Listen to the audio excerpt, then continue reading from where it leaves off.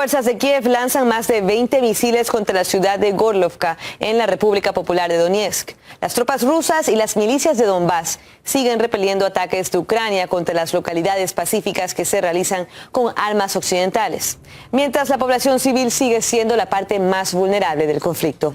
Mauricio Ampuero recorrió la ciudad de Gorskoye, liberada por las tropas rusas y las milicias locales, y recopiló los testimonios de sus residentes.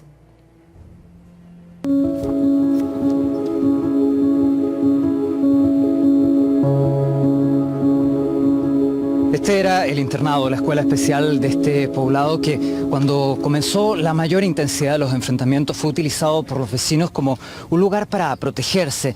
Protegerse en sus sótanos. Los de mayor profundidad se encuentran en esta ala del edificio. Sin embargo, después fue habilitado un hospital improvisado que posteriormente es tomado por los militares ucranianos. Expulsan a los civiles de ese sector del edificio y no los permiten salir, sino que los trasladan a esta área del edificio, conviviendo nuevamente en un mismo recinto. Los militares ucranianos nuevamente utilizaban a los civiles como escudos humanos. Наглую мирных жителей выселили и нас сами там заселились вояки. Сказали, выбирайтесь, мы тут А потом будем. начали провоцировать, сами по себе стреляли. Недолеты, а потом прилет получился.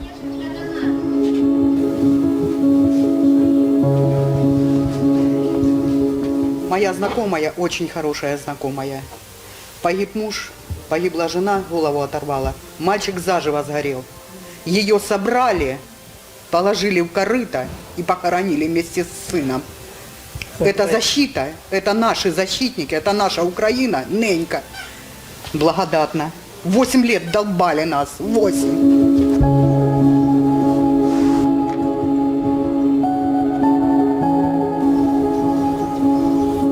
Очень страшно, все очень страшно. И не знаем, куда возвращаться, как быть дальше, просто не знаем. Просто не знаем.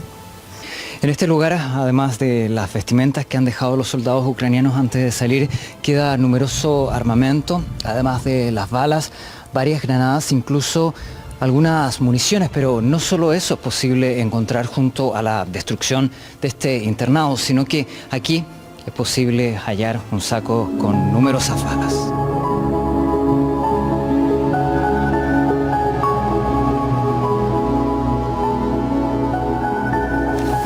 Дом целый, не пострадал? Осколки в хату залетели, только окна. И в крыше дырочка маленькая, и все. И так у нас во дворе кассетки за два лежит. И снаряд прилетел. Снаряд прилетел? Расскажи про снаряд. Что за снаряд? Вот так вот, ведь в зележаках. Форму, чтобы он именно вот такой ровненький был, нету. Осколки улетели, а сам снаряд не взорвался. Los vecinos permanecen aquí prácticamente ya 4 meses, claro, viviendo en sus sótanos con la garantía de seguridad que podría darles este lugar. Y como tal, durante este tiempo han habilitado este internado como un lugar para poder vivir cotidianamente, donde desde su salón, donde conviven y conversan sin un televisor, hasta el lugar donde ellos han habilitado su cocina. Да. Да, Здесь кипяток, кипятили мы на чаи. В этом казане мы делали кушать. Что готовили? Что готовили? Борщи, супы, казане макароны. В казане плов. Не всегда был с мясом, но то есть как-то выживали. Слава Богу, живы.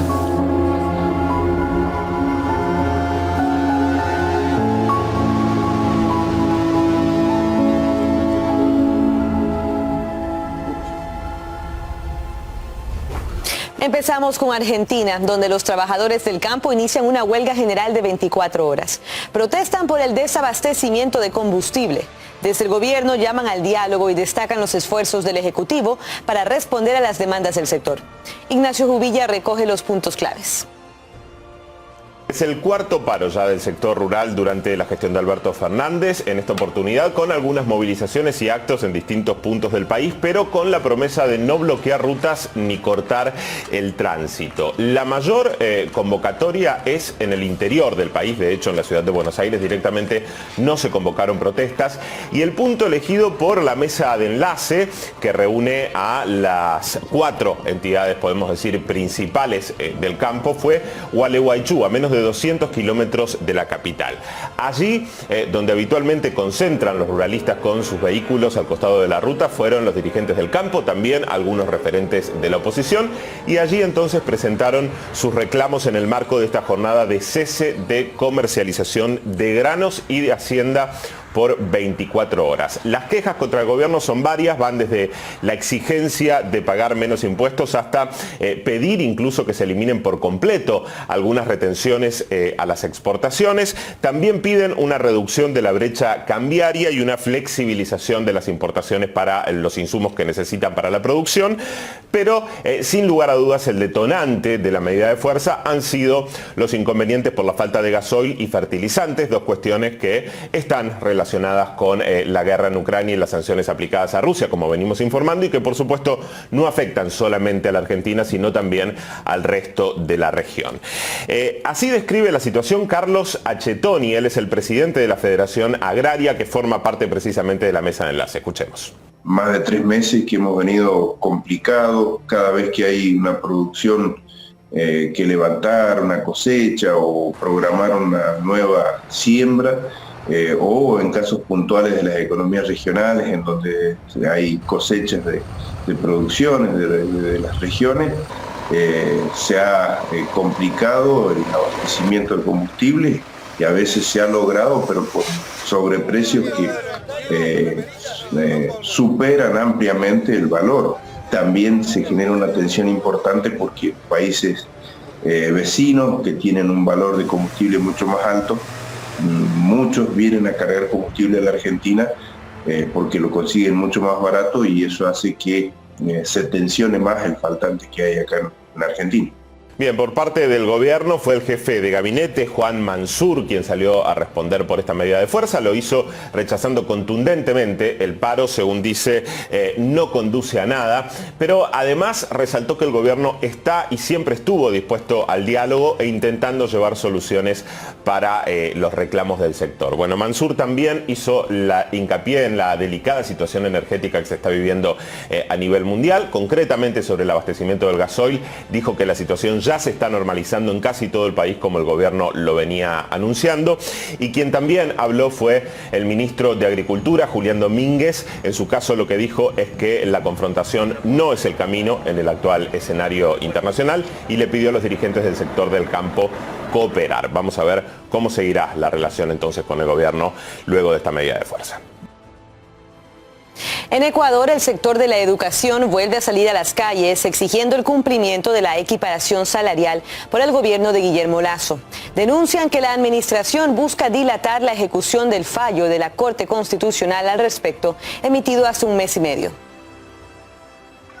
Las movilizaciones se celebran en paralelo con el inicio del trabajo de la mesa de diálogo entre el Ejecutivo y los grupos indígenas, según lo acordado al levantarse el paro nacional. Esta jornada tratarán el subsidio a los combustibles y la moratoria de deudas en la banca pública y privada para el sector agrícola.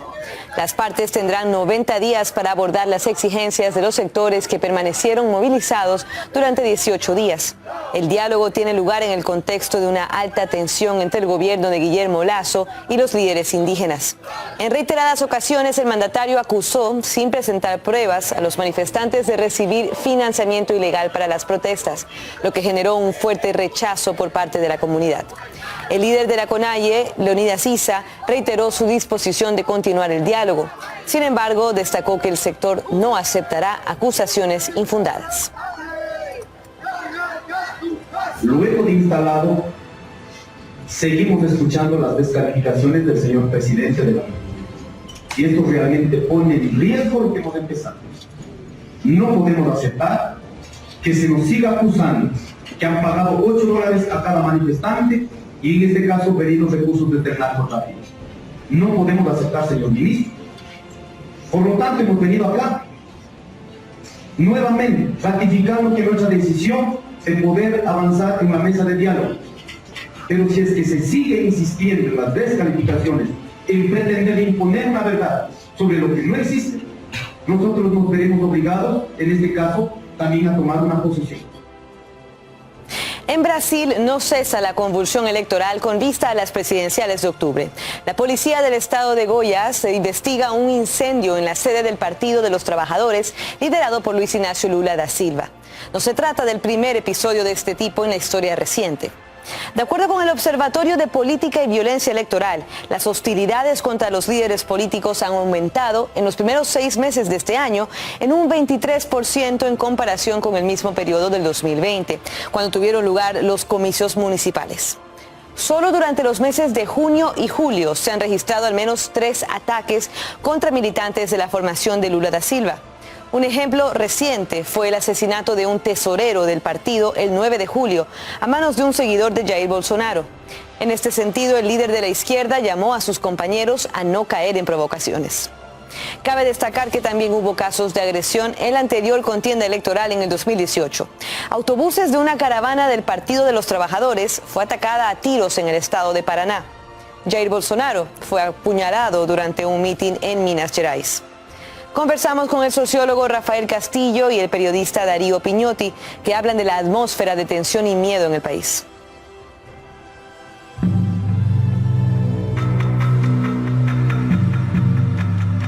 La violencia no es solamente contra candidatos. La sociedad toda tiene mucho cuidado para hablar de política. No se puede más hablar tranquilamente si estás en una fiesta, un encuentro de familia. A las personas tienen miedo de poner sus adhesivos en los coches. Así que la violencia hoy no es solamente contra candidatos, pero el ambiente político en todo el país está contaminado.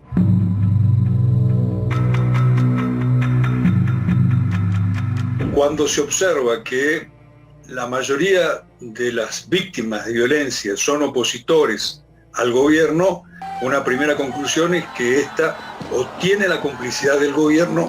Una de las causas de esa incentivación de la violencia pudiera ser la de inhibir a la oposición, por ejemplo, a realizar actos masivos. Pero otro elemento que pudiera estar actuando ya no en el corto plazo, sino en el medio plazo, es el de desestabilizar el propio momento electoral.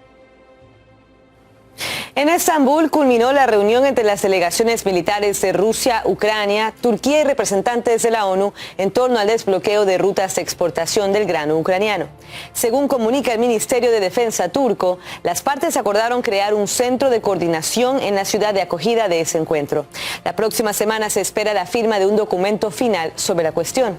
La ONU saludó estos avances. A su vez, Moscú informó que presentó sus propuestas al respecto. Los representantes del Ministerio de Defensa de Rusia participan en Estambul en las conversaciones con los colegas de Turquía, los representantes de la ONU y la delegación ucraniana sobre la organización de la exportación de los productos agrícolas desde los puertos del Mar Negro. La delegación rusa preparó y presentó para la consideración un paquete de propuestas para la pronta solución práctica del asunto. Al mismo tiempo, se informa que el desbloqueo de los puertos podría tardar un mes. Las conversaciones tienen lugar con la aguda crisis alimentaria global como telón de fondo. Las autoridades de la provincia de Jersón, que se encuentra cerca de la península de Crimea, acusaron al ejército ucraniano de prender fuego y minar los campos agrícolas. Esas ofensivas podrían reducir la cosecha de este año en 200.000 toneladas de grano en la zona. Al mismo tiempo, expertos señalan que el conflicto en Ucrania no es la razón clave de la grave situación alimentaria.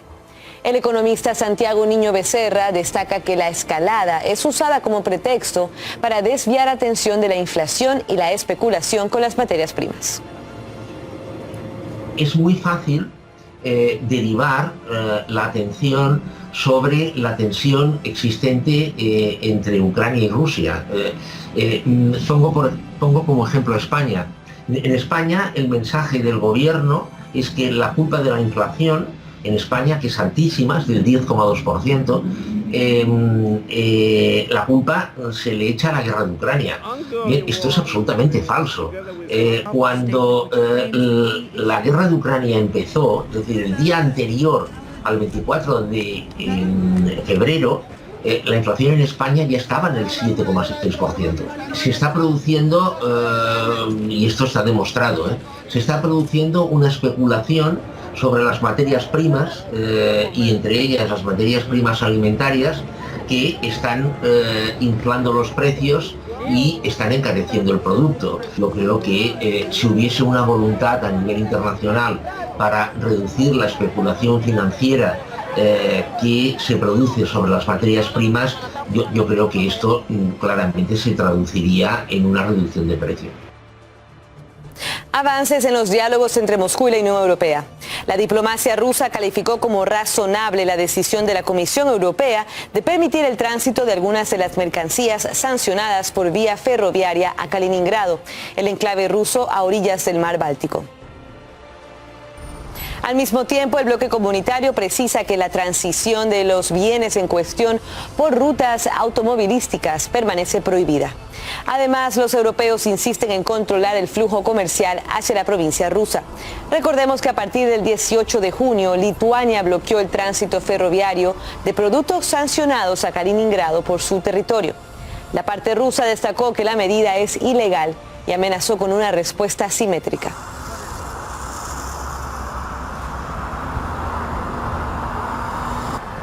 Mientras tanto, Corea del Norte reconoció la independencia de las repúblicas populares de Donetsk y Lugansk.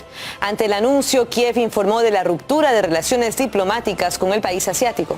Las autoridades de Donbass aplaudieron la decisión de Pyongyang y abogaron por profundizar la cooperación. A finales de junio, Siria emprendió un paso similar. El presidente de Estados Unidos, Joe Biden, arribó a Israel en una gira por Oriente Medio que también incluye Arabia Saudí.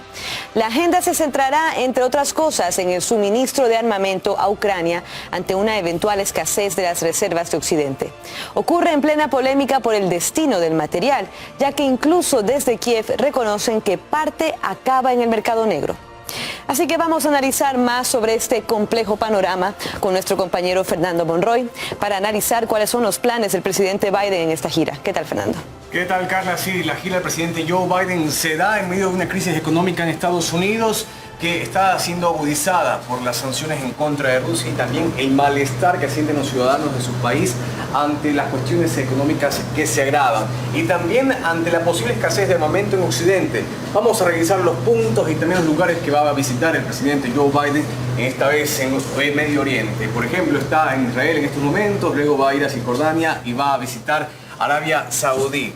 Uno de los puntos que va a tocar es, por ejemplo, el tema de la energía, de la seguridad alimentaria y uno muy importante para Estados Unidos, el suministro de armas a Ucrania y sobre todo de modelo soviético, ya que los soldados de Kiev están acostumbrados o están más familiarizados con ese tipo de armamento. Por eso también el presidente Joe Biden va a visitar a los líderes de los países árabes que anteriormente han sido clientes de Moscú en cuanto a armamento. Pero vamos a seguir revisando también por qué Estados Unidos busca más ayuda. Y los analistas aseguran que es muy difícil mantener el apoyo militar que está prestando a Ucrania debido a la fatiga que hay tanto en su país, en Estados Unidos, como en Europa. Y bueno, hasta el momento el país norteamericano ha entregado $8.000 millones en ayuda militar a esta nación. Y esto incluye también reservas de las propias del Pentágono de Estados Unidos.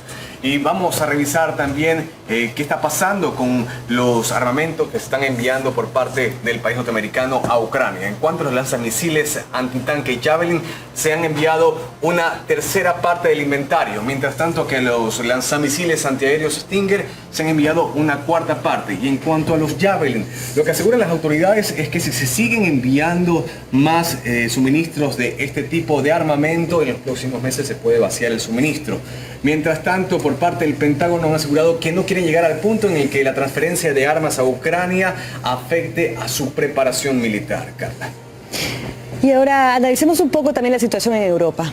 Bueno, sí, hay una situación muy compleja en cuanto al aumento de ayuda militar, por ejemplo, va a haber unos casos bastante alarmantes. Por ejemplo, en cuanto a todo el gasto en defensa, Estonia ha entregado el 37% en ayuda militar, Letonia un 32%, mientras tanto Polonia un 15%.